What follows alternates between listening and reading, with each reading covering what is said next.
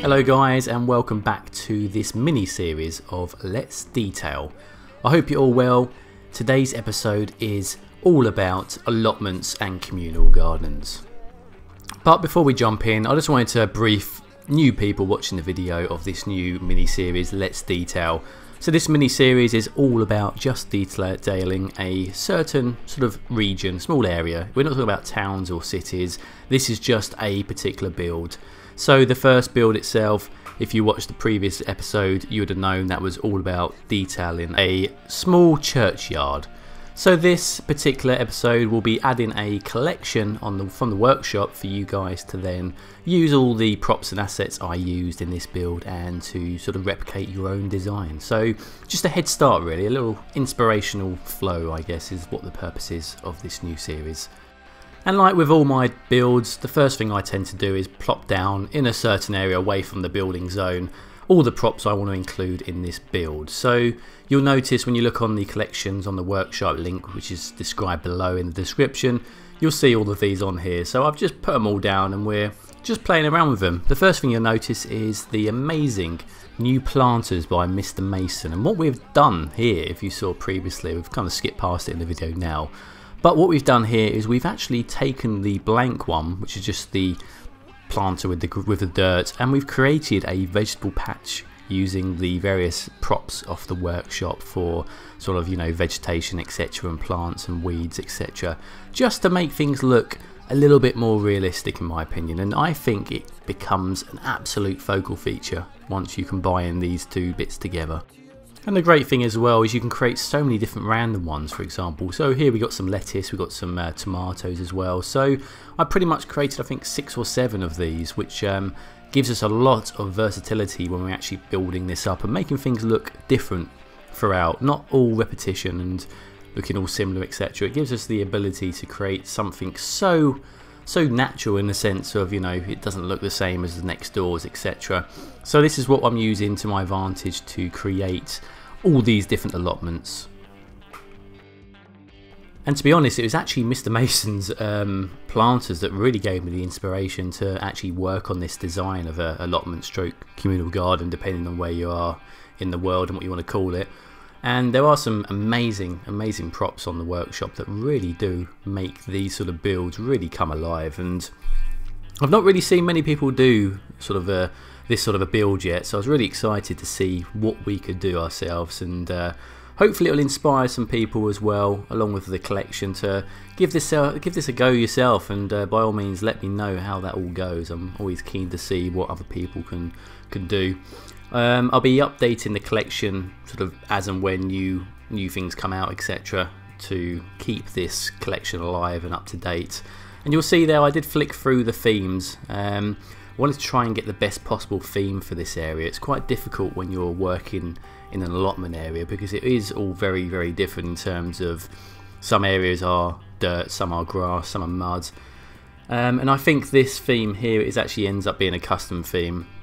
And I think this theme works well with the dirt and the all the mud areas as well, and obviously on top of that all the decals as well. So together they do work hand in hand. And the only thing you'll notice differently if you're adding all your collection items is probably the fact of my theme may be different to yours. So if you want to know what theme features I'm using, by all means get in touch. Otherwise just stick to the decals and use what you're using already. So this particular part of the build here is actually one of the ones that I'm classing as more of a sort of a higher end version of the allotment zone. So this person's lot is probably the best in terms of its cost and tender loving care, if you want to call it that.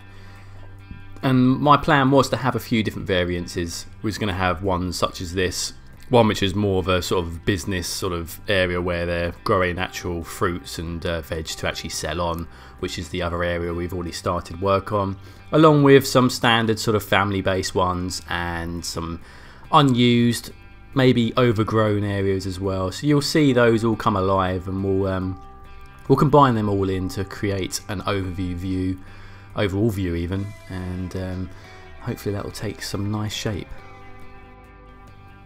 And the Move It mod tool here is going to really excel this build itself, and what I mean by that is we're going to pretty much build the sort of 5-6 variations of different allotment lots, and then just copy and paste these segments all together throughout this fenced off area.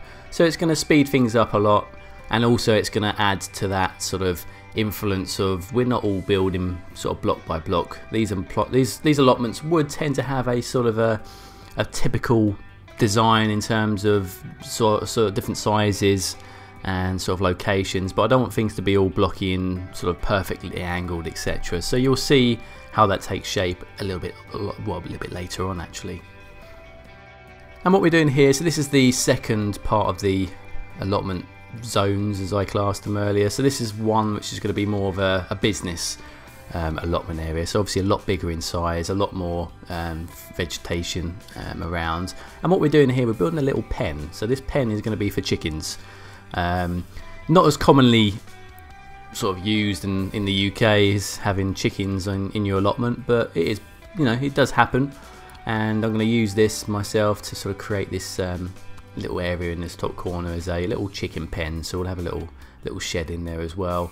And as you see here, this is quite a nice one. I enjoyed making this planter, and it's actually tulips, I think it was, or roses, was it? I think it was roses with some vegetation, and from distance it looks like tomato plants, which was pretty good. There is a tomato plant on the workshop which I've added, but it didn't quite look what I wanted it to look like, so I decided to mash two items together using Mr. Mason's planters, and I think that really did come off well.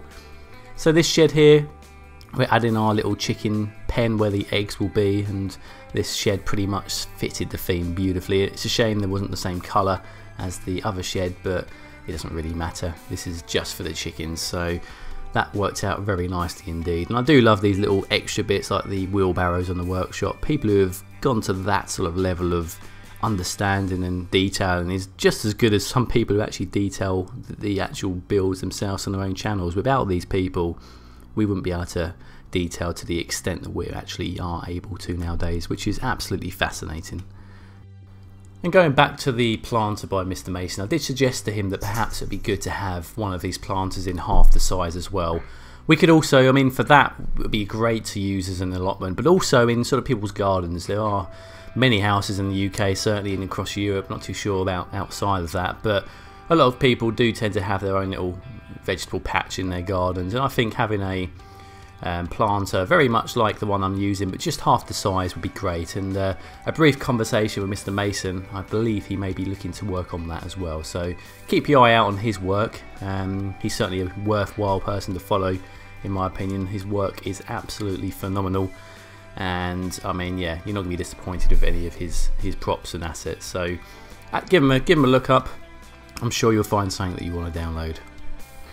Now, going off topic slightly, I'm thinking of doing a bit more live streaming, and I'm trying to actually do some more live streaming on this actual mini series. And the reason why is a lot of people have been saying to me, it's all good having your time lapse, etc., but it's hard to see sometimes. It's hard to see how you actually play the game, and that was pretty much the comment as well once I actually streamed the previous, well, actually the start of this particular episode. I was actually streaming that on Twitch, and it gives the viewers a ability to then see exactly how I'm building this, and it's not sort of 100 miles an hour. You're able to, you know, look at it, ask questions, and you know, I appreciate that, and I appreciate any feedback and advice that people can give me as well. It only improves the ability of my gameplaying as well. So I think the community is certainly missing in terms of having that sort of approach for the future. So I'm certainly going to try and start doing a bit more live streaming. It's a little bit difficult in terms of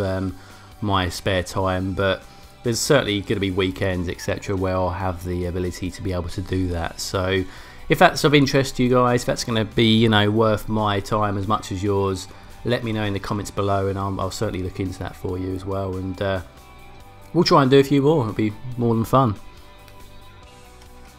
Now, getting back to the build, this particular area here is the first one in terms of a overgrown, and it leaves a story of it's either been left there for a long time, or the owner's kind of just given up for the time being. He's going to wait until, you know, the new spring and start planting, etc. So it gives that approach of a rundown allotment with obviously with it being very overgrown and no vegetation, some grass sort of overflowing areas and some trash, etc. So giving a different sort of approach. Like I say, I wanted to give different approaches for each of these lots and sort of tell a story for each one. Each one I've wanted to sort of give some sort of a story about, and I think we're certainly achieving that.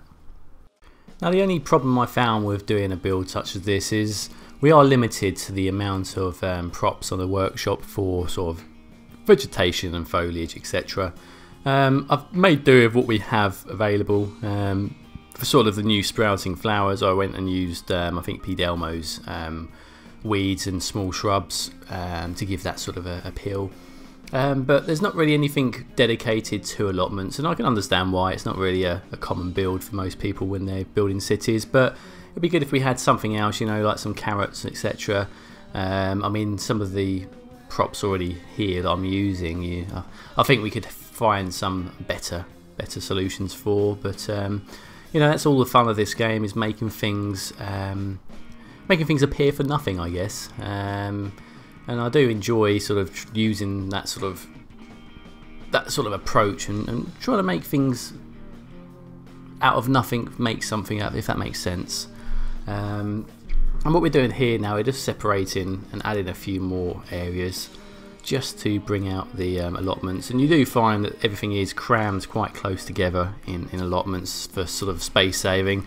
If you think about it, the guy who owns the land wants to get as many people in as possible and charge as much money as possible for the land itself. So it makes sense, and I'm trying to replicate that as well. But not forgetting the fact that we will need some sort of zones where you know you can bring cars through, etc. Because you're going to have something come through to, you know, carry items away and to the actual allotment zones. And I really do love these greenhouses or glass houses, whatever you want to call them. The glass effects that's now going around in the workshop and the modding community is absolutely amazing, and that greenhouse there looks absolutely incredible. And the fact we can add stuff inside as well and it looks natural, it just gives that another, you know, we're going up another tier in detail in here, from both, you know, the community of modders and creators over to us actual designers as well. So the combination is amazing, and how far this is all coming. And on that same topic, the way that the mods have really influenced this game and the way we play it is an absolute game changer. I know everyone says it, and I know I say it a lot, but it really is. I mean, without these mods and these extra, you know, new creation of props, I don't think I'd still be playing this game, to be honest. It's what keeps everyone here, and it keeps the game alive. And it wouldn't surprise me if City Skylines held off a new game for many years. And if the community continues to grow and enhance as it is, I don't even know if we're going to need anything in terms of a new game. I mean, each time a new mod comes out on a new, you know, set of assets and props, it feels to me like a new game anyway. So we're using one of the greatest new mods of this year, the movement mod tool, and we're just copy and pasting some of the already built little plots we've already done, and we're just sort of spreading those out, just making some new areas, and that's pretty much going to be how we expand into this footprint, and pretty much expand as much as we can with the copy and pasting, and then pretty much just filling in the gaps. That's pretty much all that is left now for this build. We've got the core down, and you know, a few bits of detail in here and there, and that's pretty much going to be it. However, before that point, I'd also wanted to add in some sort of a car park area, an area for people obviously to park their cars, and a sort of a drop-off zone as well, to, you know, the best of what we can do here. So I left this corner here opened up, and we're going to add sort of a dirt track car parking area with a couple of gates, etc.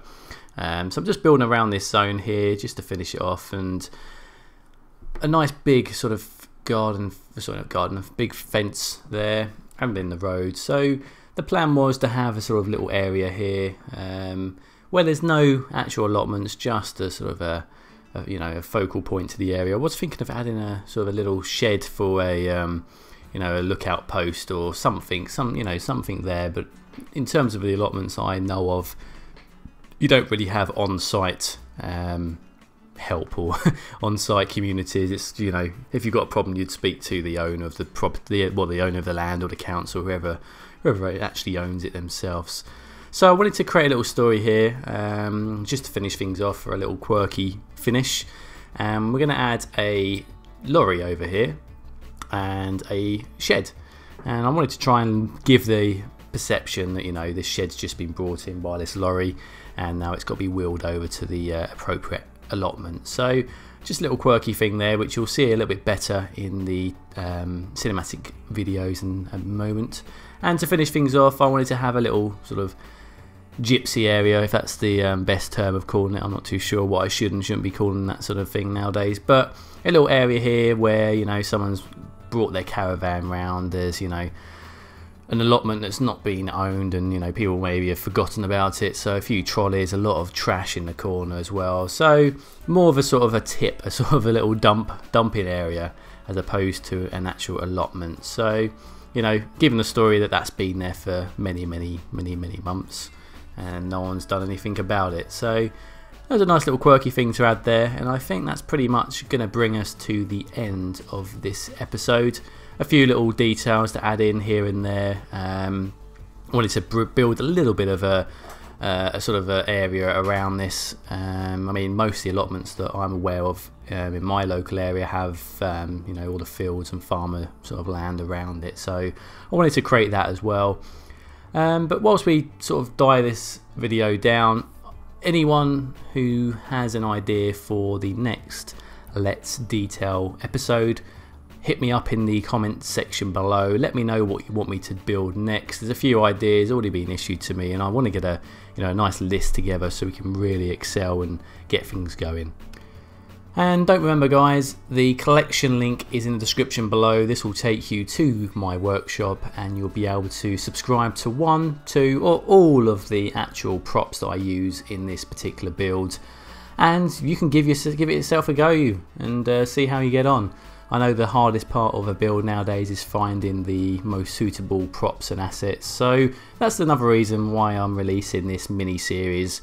I've done all the hard work for you. I found what I consider the most suitable props and assets which suit this particular build, so I'll be doing as many as I possibly can. That's why you guys, you need to let me know what you want to see next. So I'm going to leave you with some cinematic shots of the completed allotment stroke community garden build, and I look forward to seeing you next time. Thank you all for watching. If you like the video, please hit that like button and any comments in the section below. If you haven't already, please subscribe for new and future videos. Thanks for watching, guys, and all the best.